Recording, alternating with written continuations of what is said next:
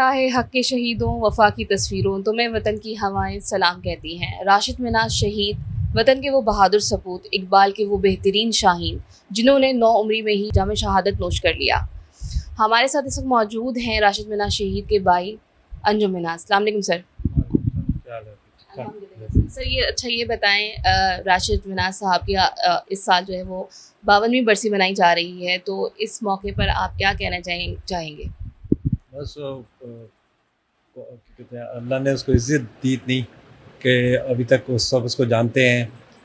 और air marshal जो होते हैं वो क्या कहते हैं रिटायर भी हो जाते हैं, जानते उनको कोई भी नहीं जानता। लेकिन यार राशिद सिर्फ 20 साल के थे और सिर्फ पायलट ऑफिसर थे, लेकिन उनको सब जानते हैं। ये बहुत बड़ी बात है।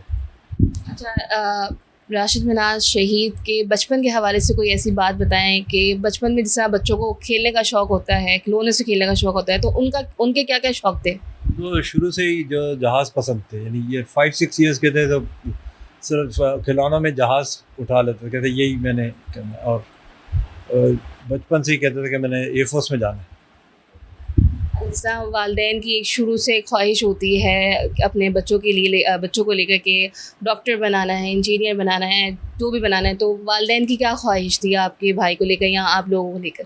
तो राशिद ने खुद ही अपनी ख्वाहिश बता दी थी कि मैंने एयरफोर्स में जाना और कहीं नहीं जाना। तो कभी आपके वालिदैन ने किसी किस्म का कोई ऑब्जेक्शन नहीं किया?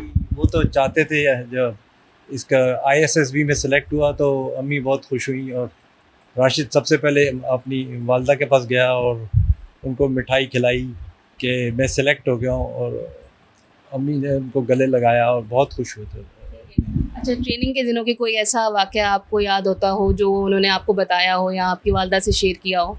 ट्रेनिंग का बस वो उनकी जब पहली दूसरी सोलो फ्लाइट थी ना जिसमें शहीद हुए थे। पहली सोलो फ्लाइट में जहाज़ जब टेक ऑफ हुआ तो फ्यूल लीक होना शुरू हुआ, तो उसकी सारी फ्लाइंग किट सारी गीली हो गई थी। तो कंट्रोल टावर को उसने इत्तला दी तो उन लोगों ने बोला कि आप बेल आउट कर जाएं।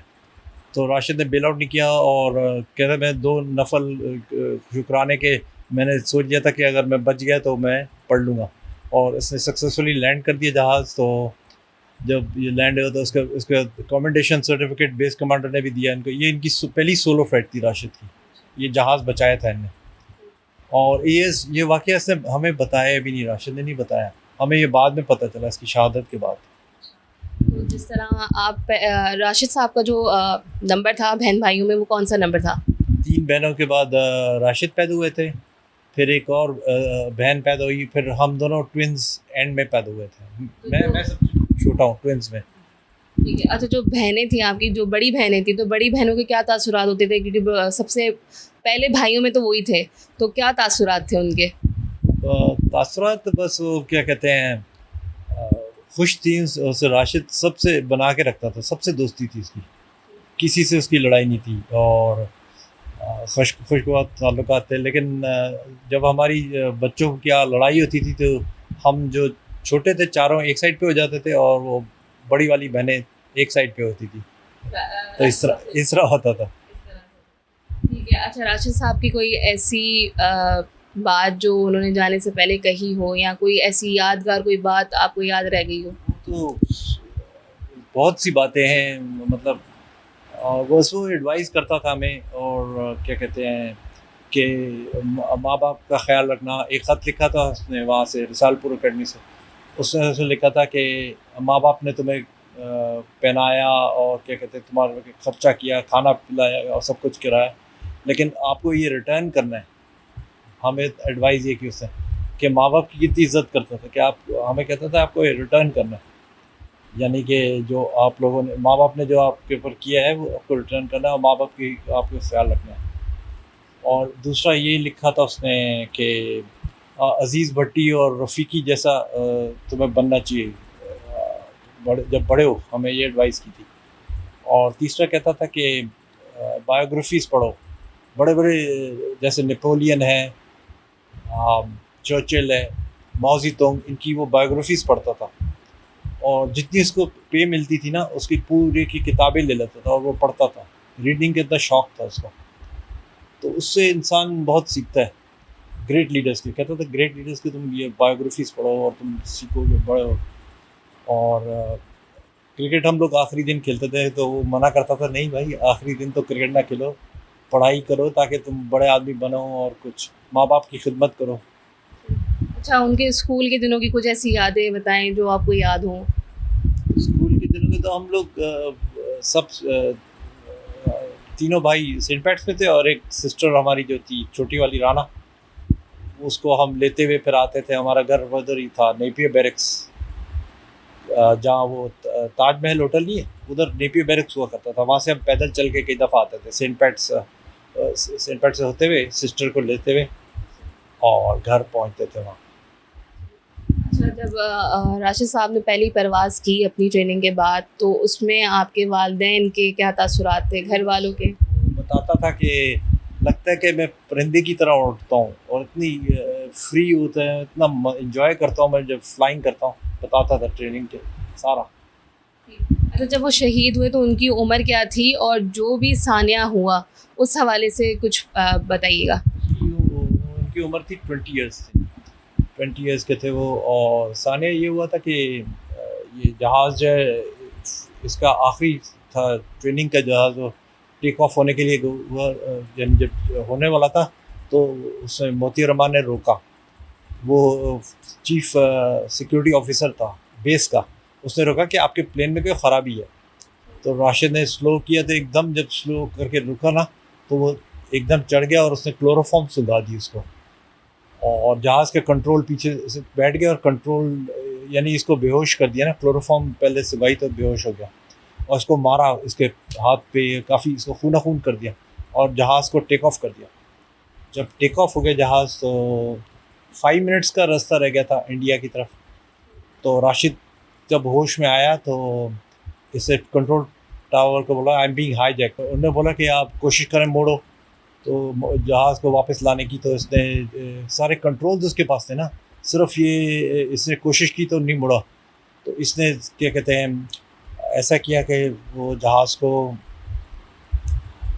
या तो ये नीचे ले जा सकता था या इंडिया की तरफ ले जाता। तो इसने जहाज़ को नीचे ले जाता के लिवर को पकड़ लिया और एंड तक उसको करता रहा कि वो जहाज़ नीचे चला जाए। और बस उस स्ट्रगल में ये नीचे ले जा के इसने कर दिया। तो ये चाहता तो इंडिया ले जाता, आराम से जान बचा लेता, लेकिन इसको पता था कि पाकिस्तान की बेइज्जती है इतनी और सारे सीक्रेट्स ये बंदा लेके जा रहा था।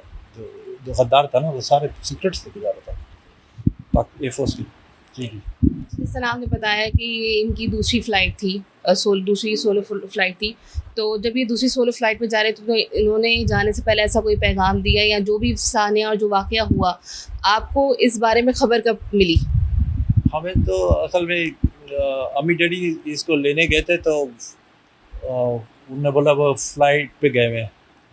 असल में हमारे अम्मी डैडी जाते थे मसरूई में, और इसको राशिद को छुट्टी के दिन संडे को क्या कहते हैं लेके और फिर वापस घर लेके आते थे। दोनों अम्मी डैडी जाते थे।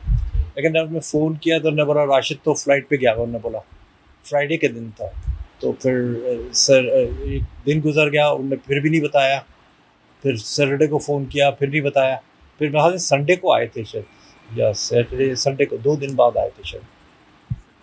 तो 2 दिन बाद फिर वो सारे एयरफोर्स के सीनियर ऑफिसर्स आए और उन्होंने अपने सारी कैप्स जो हैं जब घर में एंटर हुए तो कैप्स इस पर रखी, टेबल पे रखी और बताया कि आपके बेटा जो है वो शहीद हो गया और उससे बहुत बड़ा काम किया है।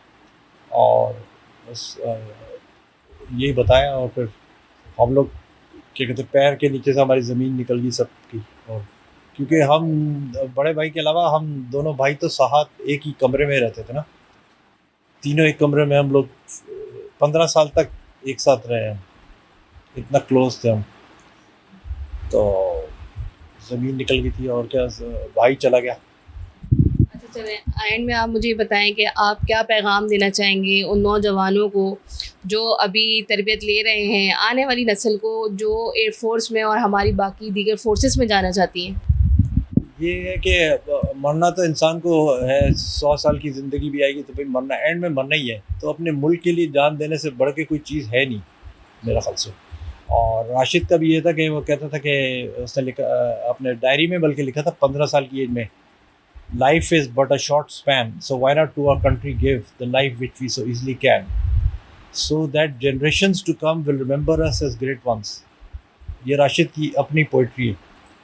अब यही जुमले काफ़ी होंगे कि आपको मरना तो है एक दिन, और क्यों ना अपने मुल्क के लिए कुर्बानी दे दें आप। तुम्हें वतन की हवाएं सलाम कहती है, राहे हक के शहीदों। शहीद की जो मौत है वो कौम की हयात है, लहू जो है शहीद का वो कौम की ज़कात है। राशिद मिनाज शहीद की 52वीं यौम शहादत पर हम सब राशिद मिनाज को खराज अकीदत पेश करते हैं। इसी के साथ मुझे दीजिए इजाज़त। अल्लाह हाफिज़।